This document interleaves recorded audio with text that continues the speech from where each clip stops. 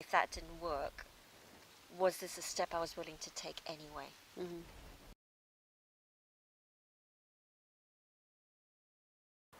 Hi, I'm doing a tough talk today with Ann-See Yeoh. This video series is about really getting under the skin and finding out the challenges that we all have in business and life. And so I'm going to ask Ann-See a few questions. So thank you, Ann-See, for giving us this opportunity. So my question for you is, what would you say in your life was the most challenging time for you as a person? The first one that comes to mind is coming over from Malaysia to the UK. Yeah.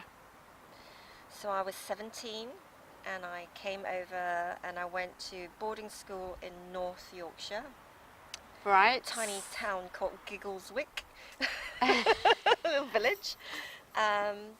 But aside from the fact that it was a different country and it was in the north of England and it was freezing, compared to Malaysia. it really was. And it was a bad winter, January 86. Is it? It was a really bad winter. Was that I arrived a whole term late because our academic year in Malaysia finishes in December. Yeah. And I came over in January. Okay. So everyone had made their friends and bonded. And you were coming then, into the and middle I of it. Middle of it.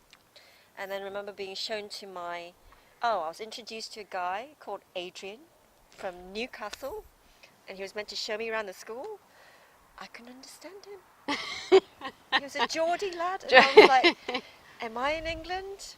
I couldn't understand him. Can understand the accent. No. It's a strong accent. I know. He's like 6'2", and then my house mother showed me to my room and said to me, and Ann-See, you've brought your duvet. And I was like, I don't know what a duvet is. I knew what a quilt was. I didn't know what a duvet was. Oh, bless you. So it was a bit of a shock to the system coming over. I think it was like a culture shock, really. Yeah.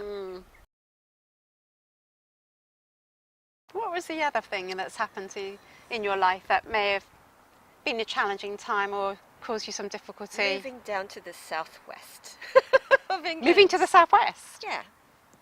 Because I'd moved around a lot, so I went to North Yorkshire for A-levels, and I went to Norwich for university, but that's fine because it's a campus, and then I went to Sheffield to do my master's, and that was fine.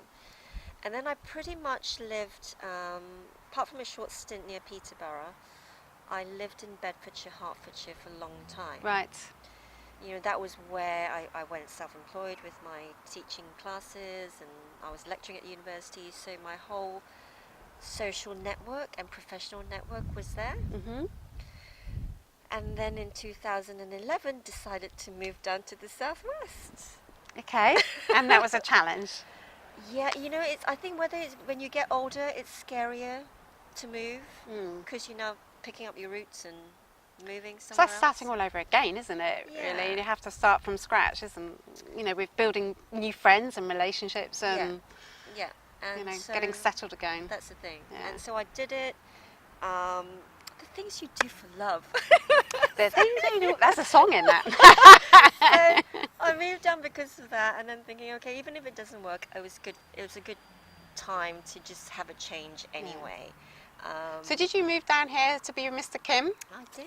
Oh, and see. But it was at the stage was like, okay, if it doesn't work, it's still okay. So I was at that stage where I wanted to. I guess I've always been very independent because I've got no family in the UK.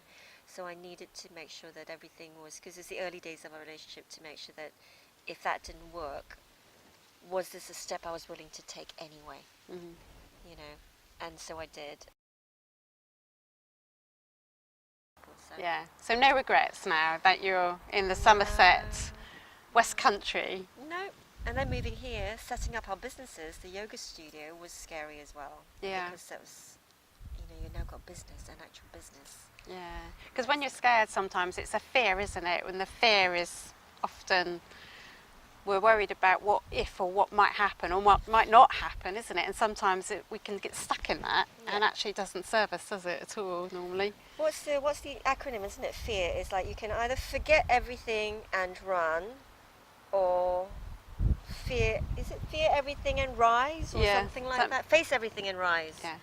So I think I kind of, Yeah. because I've got no family here, you kind of just, you know, I can't like go home to mum and dad. So fit everything and rise. Face everything and rise. Yes, yes.